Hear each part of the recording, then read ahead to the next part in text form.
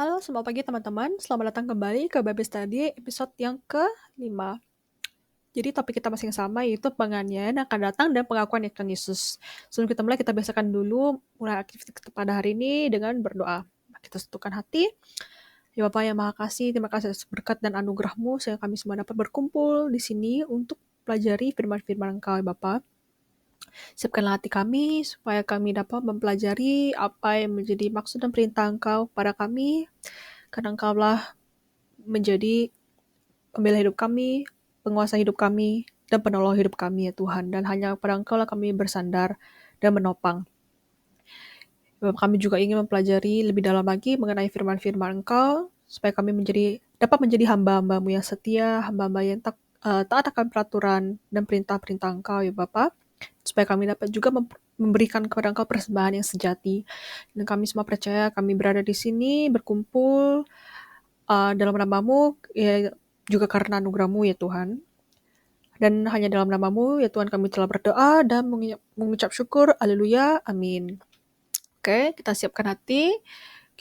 Sebelum kita mulai, kita mengilas kembali dari episode pertama ya. Seperti biasa, episode pertama kita membicarakan tentang domba di tengah-tengah serigala.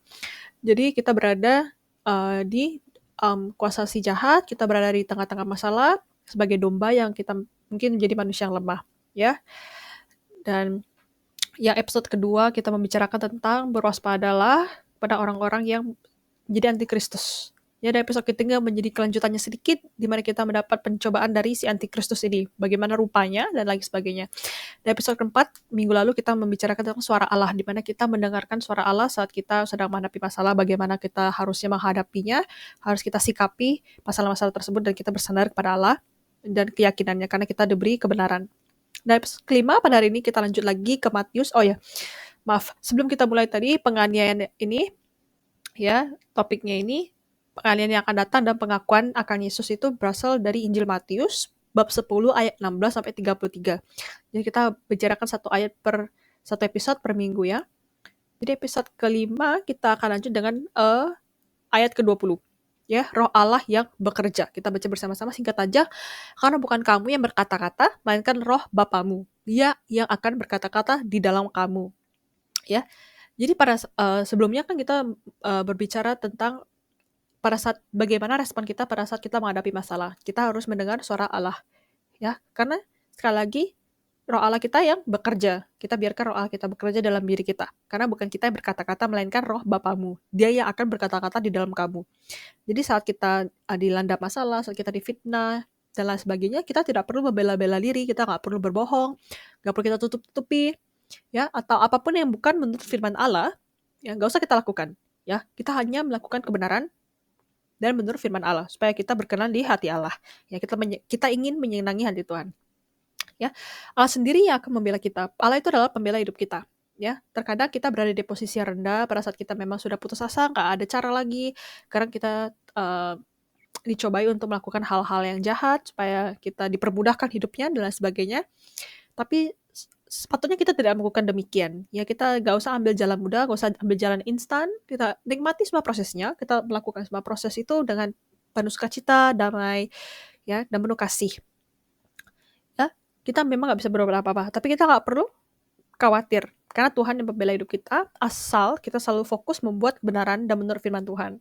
Ya, jadi kelanjutan dari episode sebelumnya itu adalah Roh Allah tinggal di dalam kita. Kita sudah dikaruniai oleh Roh. Maka Tuhanlah yang sedang berbicara melalui kita. Dia yang akan berkata-kata di dalam kamu. Maka hendaklah berilah Tuhan yang berbicara dalam hati kamu. Gak usah kita tambah-tambah. Ya, hendaklah apa yang kita katakan, apa yang menurut firman Allah. Ya, kita nggak usah tambah-tambah untuk menutupi-nutupi. Kita nggak usah berbohong dengan mengurangi perkataan-perkataan kita yang mungkin kita menutupi kesalahan kita.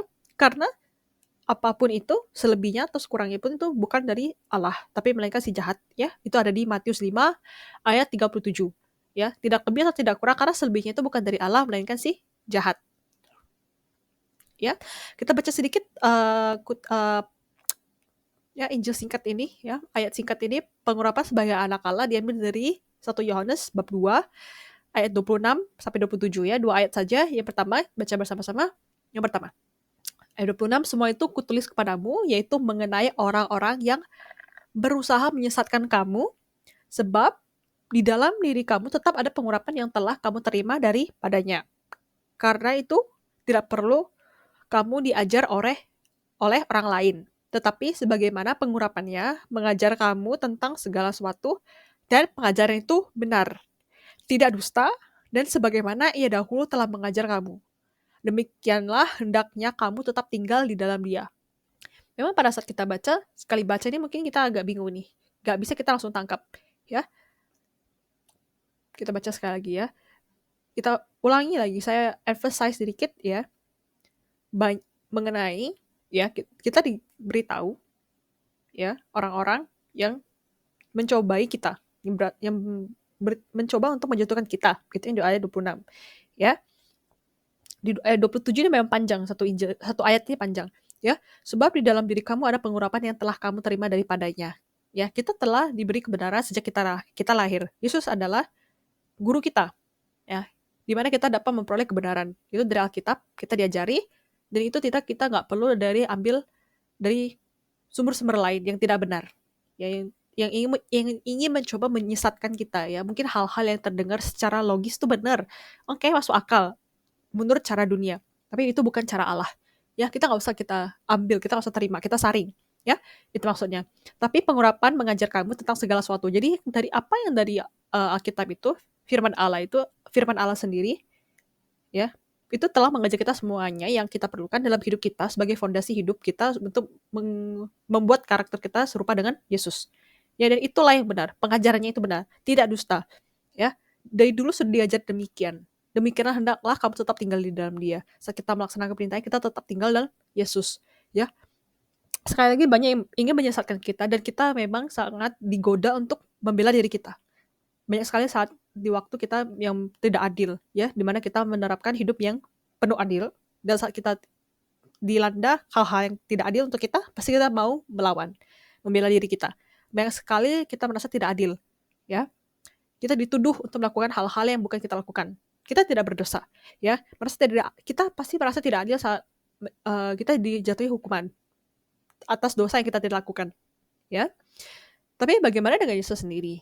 Apakah ia sekalipun pernah membela dirinya pada saat dia mau dibawa sidang?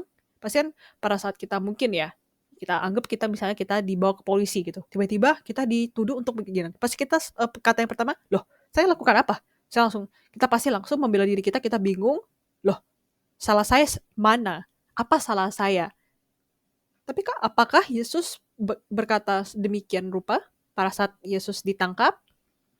Ya, jadi masalah kita itu sangat kecil di mata Tuhan. Ya, masalah kita dibanding Yesus itu hampir dianggap tidak ada apa-apanya. Ya, banyak sekali yang di dunia ini pasti ingin menjatuhin kita. Ya, memfitnah kita demi kepentingan diri sendiri. Banyak yang berusaha menyesatkan kita juga. Ya, tapi sekali lagi kita itu telah diurapi oleh Tuhan dan kita telah menerima kebenaran. Kita tahu tentang kebenaran. Maka kita tidak perlu menerima hal-hal atau omongan orang yang tidak berkenan untuk Allah. Atau apapun yang bukan berasal dari firman Allah. Ya, tetaplah kita hidup dalam kebenaran, ya, penuh kasih, penuh damai sukacita, supaya kita tetap bisa tinggal dalam dia. Ya, jadi banyak tuh cobaan-cobaan dari dunia, ya, supaya kita bisa jauh dari Tuhan, supaya kita tidak hidup lagi dalam Tuhan, tapi hidup menurut dunia. Banyak sekali yang ingin melakukan seperti demikian. Jadi, saya memberi sedikit cerita. Jadi pernah sekali saat saya kerja gitu ya, itu di hari yang sibuk karena ada acara. Jadi saya melakukan yang terbaik menurut saya, yang saya lakukan terbaik di hari yang sangat sibuk. Jadi karena saya kebetulan jadi kerjaan saya itu adalah supervisor di restoran kecil, jadi small business gitu. Jadi di hari itu ada konser ya, ada event, jadi sangat sibuk. Jadi saya berusaha sebaik mungkin untuk mengatur supaya bisa berjalan lancar. Jadi kebetulan saya datang di siang hari, bukan dari pagi, dan kebetulan harus pulang malam. Ya, meskipun nggak kerja seharian gitu, tapi tetap panjang karena sampai malam banget gitu ya. Dan pada saat saya sedang mempersiapkan sebelum konser itu mulai, karena konsernya mulai malam juga, jadi saya datang siang itu kebetulan kondisi sangat kacau. Mungkin habis makan siang agak sibuk, tapi mungkin banyak sekali pekerjaan pada saat saya datang. Saya berusaha untuk mengcover prep, untuk melakukan yang untuk mempersiapkan yang baik. Saya memberi persiapan untuk konser supaya cukup ya bisa kita jualan ya, supaya kita bisa menjual ini itu karena pasti bakal sibuk sekali. Jadi saya siapkan betul-betul. Dan kemudian bos saya datang sekitar 1 jam sebelum konser ya. Bos saya datang untuk mengecek kondisi di mana menurut dia kondisi restorannya sangat kacau dan berantakan ya. Jadi sebelum pada uh, pada saya masuk dan sudah saya mulai bantu sana sini dan ada waktu sebentar, ada waktu luang untuk bisa tarik nafas sebentar. Saya briefing dulu sedikit dengan staff saya supaya make sure semua berjalan lancar. Jadi misalnya staff ini tolong perhatikan di section ini dan lain sebagainya. Dan sebenarnya sampai akhir tuh semua berjalan lancar, ya. Endingnya lancar, ya. Dan pada saat saya pulang, pada saat saya sudah bersiap-siap pulang, tiba-tiba saya ditegur bos saya. Yang dimana saya kaget, kenapa ditegur atas kerjaan saya. Jadi mungkin saya nggak sangka, agak ada sangka-sangkanya bahwa bos saya akan menegur saya. Saya pikir, oh mungkin bos mau berterima kasih pada saat yang sibuk itu semua berjalan lancar. Ya, saya merasa nggak adil. Loh, kok tiba-tiba dia ngomong gini ya? Padahal saya ingat saya nggak ada melakukan kesalahan yang sudah saya make sure semuanya benar. Ya, dengan banyak alasan yang bisa saya sampaikan di kepala, mungkin memang pas datang dia menurut dia kacau. Gitu. Tapi kondisi restoran itu sangat sibuk dan semua sedang berusaha sebaik mungkin. Semua staff yang bekerja di hari itu sangat juga stres karena ada konser dan juga ada orang baru. Jadi saya harus training hari pertama dia. Bayangin ada di hari pertama dan harus saya yang ngatur semuanya. Tapi di balik semua perkataan yang ada di pikiran saya daripada saya melawan, itu pada saat itu saya diam. Pada saat bos menanyakan, saya diam. Dan saya tidak berkata-kata dan saya meminta maaf. Di dalam hati saya berpikir saya udah capek banget bekerja. Ya, banyak banget kerja itu nonstop. Itu udah malam banget ya. Itu udah lewat, jam makannya udah lewat banget. Saya tuh haus karena gak sempat minum, karena nonstop. Sibuknya sibuk banget. Sampai pusing kepala saya. Seperti gula darahnya saya turun. Laper banget juga, lapernya lapar banget karena udah jam makan. Dan ngantuk. Udah bener-bener gak bisa buka mata, udah kayak bisa sambil tidur sambil jalan gitu, sampai jalan pulang. Karena bukan rumah saya di bawah gitu, harus jalan lagi, naik kereta dan lain sebagainya. Di luar negeri lagi nggak gampang. Saya juga udah nggak ada tenaga lagi buat bela diri karena di dalam saya mikir karena saat melawan pasti dilawan balik dan nggak ada selesai-selesainya. Dan merasa saya melakukan dosa karena melawan pada orang yang lebih tua, kepada bos saya melawan, nggak benar sebagai manusia dan nggak benar menurut firman Allah. Lalu malamnya pada saat saya pulang, pada saat saya udah ada waktu buat tenang, buat nafas sebentar, udah makan, udah berpikir jernih, mungkin pada saat itu saya ngantuk, saya udah gak konsen. Lalu malamnya saya pikir, saya merenung, kenapa tidak sekalipun saya gak ada kata apresiasi dari bos? Kenapa gak ada kata-kata terima kasih, gak ada kata-kata yang baik yang keluar dari mulut bos saya, di mana saya sudah bekerja dengan udah mati-matian, tapi saya disalahin karena saya supervisor ya. Ya karena kata terima kasih atas kerjaan saya itu pada berjalan lancar. Di akhir itu berjalan lancar. Mungkin di tengah-tengah proses mungkin, mejanya kotor, lupa dibersihkan. Padahal saya sudah suruh staff saya yang lain untuk make sure nanti tolong lap-lap sedikit mejanya dan disapu sedikit ya. Karena saya harus bantu staff yang baru ini di hari pertama dia. Jadi yang staff yang lainnya pasti gak semua orang baru gitu. Jadi saya kan juga percaya kepada mereka. Saya juga realize pada mereka. Saya menopang pada bantuan manusia. Ya saya percaya kepada mereka, saya percaya penuh. Tapi akhirnya kesalahan mereka saya yang disalahkan. Ya malah karena bos saya memang tidak tahu gitu. Saya tidak bisa salahkan dia gitu. Karena memang di nyatanya di saat di situ kelihatannya saya yang salah karena saya yang bertanggung jawab ya. Daripada bukan kata terima kasih yang keluar, bukan kata pertanyaan dan sebagainya. Memang saya tahu kesalahan itu gak cuma salah saya sendiri, tapi sebagai orang yang bertanggung jawab mungkin ya, seperti kita kerja di company ya, kita bukan CEO, kita bukan bos, tapi kita mungkin tim manager ya, tim mungkin di bawah, tengah lah, bukan paling bawah. Jadi kita mungkin ada di bertanggung jawab atas satu tim. Kan pasti di dalam company pasti ada tim-tim gitu ya. Jadi mungkin memang salah pada saat kita ke bos, kita ngomongnya kan makanya ada hierarki ya. Ya. Di dunia nyata saat kita memiliki posisi yang tinggi, pada saat kita ada memegang tanggung jawab, salah kita nggak salah, pasti kita tidak kena. Gitu ya kan. Pasti kita ada kena, karena kita lah orang yang bertanggung jawab. Kita kan ada posisi tinggi dengan resiko. Kita memegang kewajiban yang harus kita tanggung. Jadi pasti semua ada resikonya. Ya, lalu pada saat insiden itu terjadi hari demi hari, jam kerja saya dikurangi. Karena merasa mungkin di bos saya tidak diserangi lagi, karena mungkin sebelumnya saya sangat diserangi bos. Tiba-tiba ini terjadi, dia mungkin sangat kecewa. Sangat kecewa kenapa bisa terjadi demikian. Mungkin dia sangat percaya juga dengan saya, sama seperti saya percaya dengan anak buah saya. Jadi saya dipatah, saya menjadi hamba yang tidak rajin, tidak taat pada tuannya, malas, dan lain sebagainya. Mau sampai saya bela, sampai mulut saya berbusa pun, jika kita melakukan apa yang sudah tidak sesuai dengan kemauan Tuhan, meskipun hasil ya memuaskan, kita sudah dicap jahat dari dunia. Itu menurut dunia. Pada saat kita melakukan kesalahan, sudah kita mengecewakan mereka, kita dibenci, kita dijauhi, dan kita dibuang, dan lain sebagainya. Itu menurut dunia. Ya, sama seperti kerjaan. Jadi mungkin kadang kita, apalagi masa tidak adil, kita dibuang seperti itu. Ya, sama seperti Yesus. Yesus nggak salah, tapi dia jatuh hukuman mati. Yesus sendiri memegang kewajiban yang berat, ya, sebagai penolong hidup kita, sebagai penyelamat pada manusia-manusia yang ada di dunia, baik dosa maupun tidak berdosa. Semuanya nggak hitung ini doang, yang itu doang diselamati, nggak semuanya, literally semuanya. Jadi memang kita saat kita memiliki posisi tinggi dalam jabatan hidup, pasti tidak mudah. Ya memang kan pada mungkin misalkan kita mau promosi gitu kan, semakin dipromosi semakin naik dong jabatan kita, dan semakin besar juga tanggung jawab kita, dan semakin banyak juga tantangan. Jadi jangan kita berdoa, ya Tuhan saya mau duitnya banyak, saya mau dipromosi.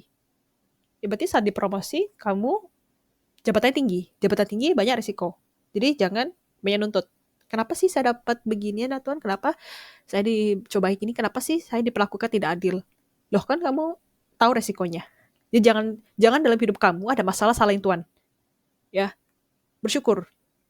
Tuhan tuh tetap sayang sama kita. Bukan berarti saat kita diberi cobaan begini Tuhan tuh nggak sayang sama kita. Ya, karena kita melakukan kebenaran. Yang penting kita melakukan yang benar. Memang nggak adil, tapi hidup kita perlu penuh kasih aja. Ya, saya nggak benci bos saya tahu karena ya memang saya ada salahnya. Saya yang bertanggung jawab. Saat kita diubah hati kita bisa hidup penuh kasih. Beda banget. Saat kita penuh kebencian, aduh kenapa sih staff itu kemarin gak benar kerjanya? Saya gak ada mikir itu. Saya mikirnya ya sudah lewat. Memang, mungkin saya memang kerja kurang benar, ya sudah gitu. Gak sekalipun saya benci bos saya pas dia berkata sedemikian, cuman saya kaget saja. Tapi saya gak pernah benci dia ya karena hidup menurut daging, tapi saya hidup menurut roh. Ya, dan itu yang bisa membuat saya saling mengasihi. Jadi pikiran yang saya tanamkan ya sudahlah, gak usah kita bela-bela banyak-banyak, Tuhannya menjadi pembela hidup kita. Yang penting Tuhan sayang sama aku, dunia tidak, gak apa-apa. Karena kita ada kasih Tuhan. Saat kita ada menerima kasih dari Tuhan, bukan kasih dari dunia, kasih kita begitu besar dari dalam, kita bisa menyalurkan kasih itu keluar kepada orang. Orang bisa rasakan. Jadi kita itu maunya kasih bukan dari dunia ke dalam, bukan dari luar ke dalam, tapi dari dalam keluar. Kita yang memberi kasih. Ya, jadi di saat kita mendekatkan diri kepada Tuhan, saat kita remuk hatinya, kita lemah, kita sakit, dan kita tuh semakin disayangi Tuhan. Saat kita mempersembahkan hati yang remuk itu menjadi persembahan yang besar untuk Tuhan. Karena Tuhan sangat ingin memperbaiki hati yang rusak itu. Ya, Tuhan sangat memandang dan perhatian kepada mereka yang lemah dan sakit hatinya. Ya, dan kita harus bersyukur, tetap bersyukur apa yang kita miliki. Ya. Jadi nanti di akhir episode ini saya akan juga memberi sedikit kesaksian dari topik Bible Study ini. Akan memberi sedikit kesaksian, jadi kita ditunggu dulu sebentar karena satu episode kadang banyak banget, agak lama ngomongnya. Tapi jadi intinya hari ini kita itu akan selalu disayangi Tuhan. Kita diurapi sebagai anak Allah. Ya kita tahu kebenaran, kita melakukan hal yang demikian saja. Gak usah kita berbohong, membela diri dengan berbuat yang tidak berkenan untuk Allah. Ya, Tuhan itu selalu berbicara dalam diri kita, diam aja dan dengarkan. Jangan terlalu banyak meminta. Tuhan tahu apa benar dan apa yang tepat buat kita. Kita tetap bersyukur atas apa yang kita miliki. Jika kita tahu betapa besar kasih Tuhan kepada kita bisa mengasihi sesama manusia dengan sangat mudah. Mau baik yang kita suka atau nggak suka. Tanpa syarat. Ya, saat kita telah memperoleh, saat kita telah membuka hati kita, mengubah hati kita atas kebenaran kasih Allah berbeda. Untuk kita bersyukur, ya. Dan kita selesaikan Bible study hari ini dengan ketemu kembali di episode selanjutnya, ya, di episode yang ke-6. Lanjut ke ayat 22 Matius, ya. Kita boleh teman-teman siapkan dulu supaya tahu apa yang kita akan bicarakan untuk di episode selanjutnya atau di minggu depan. Terima kasih telah menonton. Tuhan Yesus memberkati kita semua.